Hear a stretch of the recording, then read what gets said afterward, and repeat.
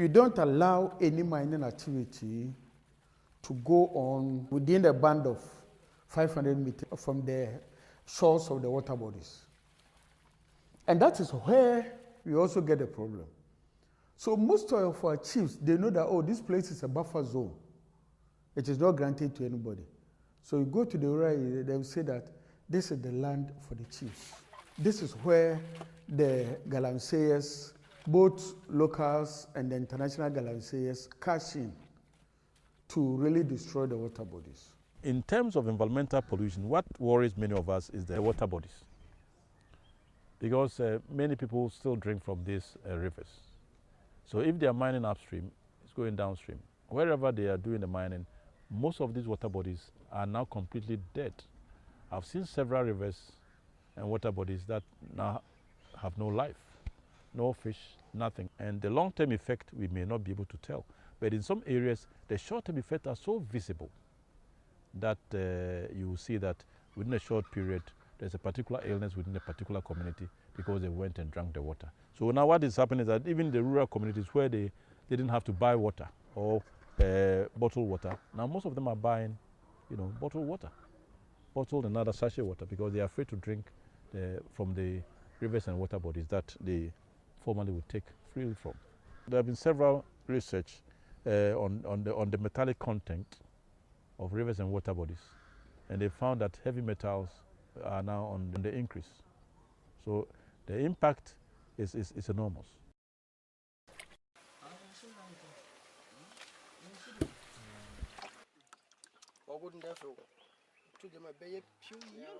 Mercury poisoning is a big concern.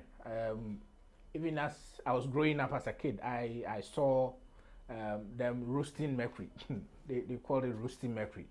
They put it in a pan, and the smoke that come out, they do not wear nose masks, nothing, and they get exposed to these chemicals. I have had a relative of to die from cancer.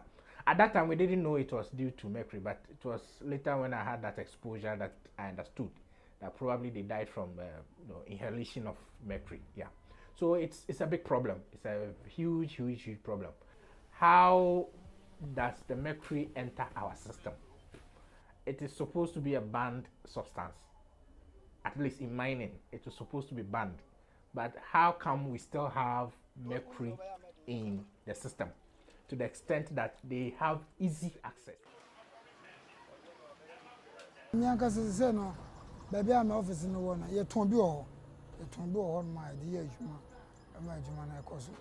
Oh, Madino, Bian and Nay.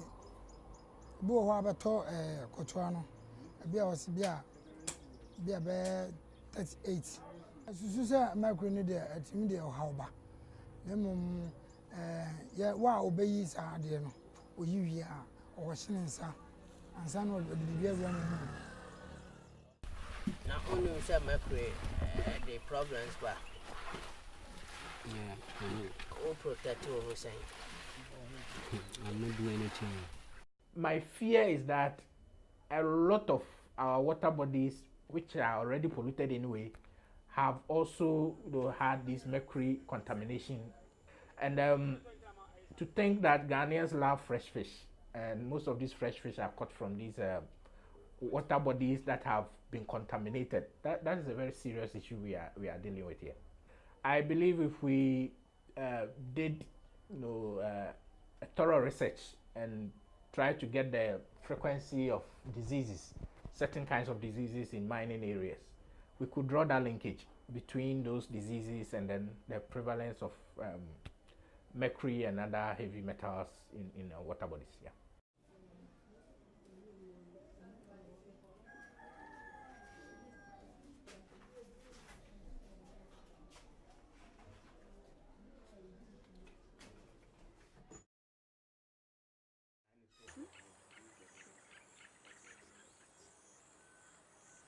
My PhD research is in GIS and remote sensing.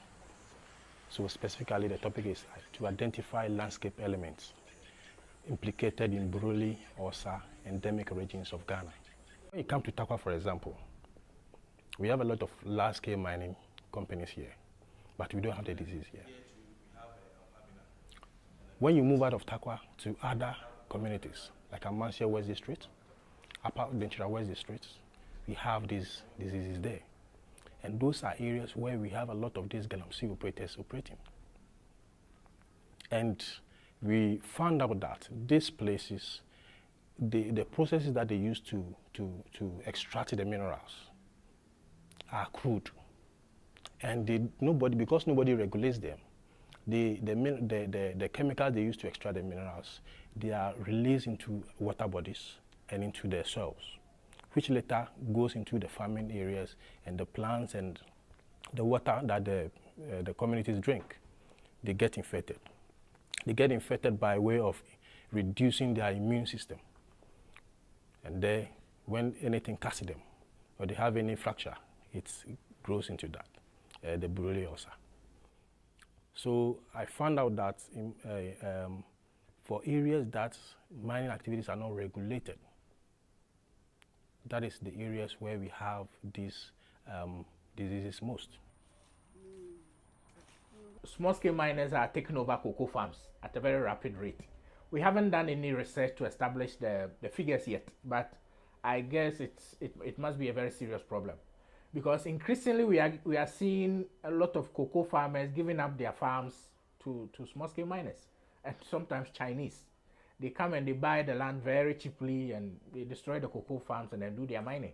So I believe in the next few years, if we were to do some serious research, it will be able to establish that fact that yes, cocoa production will be affected because of the increase in small-scale mining.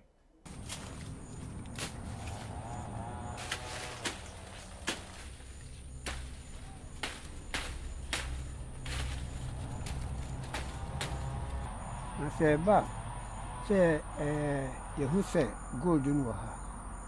You say, almost corner now. No coaching for now.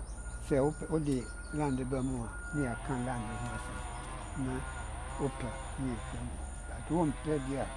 Some say, a good baby, scan terminal there, and yeah, a glass of say, I didn't want maintain over a bit last. Ajia ahin Filipina na yeba nse se yeton wasase na se japa je wo intumi ntonsa ni se muhina mutina se na moka na majuni ni nsan patro that the impact se obeje masase so I would take it to court. I would use the Kenya enclave as an example. Food security has become a big issue there, because most farmers have lost their land. These have been taken up as concessions. And, well, they don't allow you, they would give you some time to leave the place, especially where they're going to mine. And if about 100 farmers lose their farms, what do you think the implications are for the families themselves and for those who buy food? So food security is a big question when it comes to mining. And I would say that in Kenya, as soon as you have mining coming into a place, cost of living also suddenly jumps up. And for the local people, it is food. So if I have to spend much more money to buy food, then food security becomes an issue. So food security and mining is a big question. And I think more and more food security will become a problem if we are not careful the way mining is being done in the country. Well, so far, I'm yet to see an abandoned small-scale mining land that has been reverted to agricultural land. I'm yet to see one.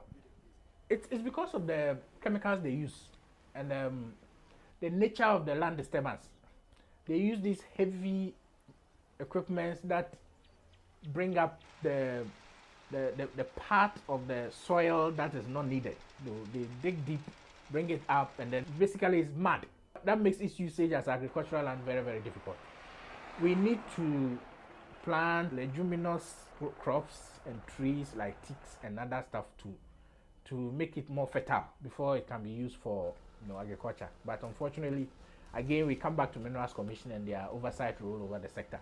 Nobody is asking them to do so. So they leave, and then they leave the huge pits which gather water. Mosquitoes come in, create malaria is all over the place and all that. So it's a mess.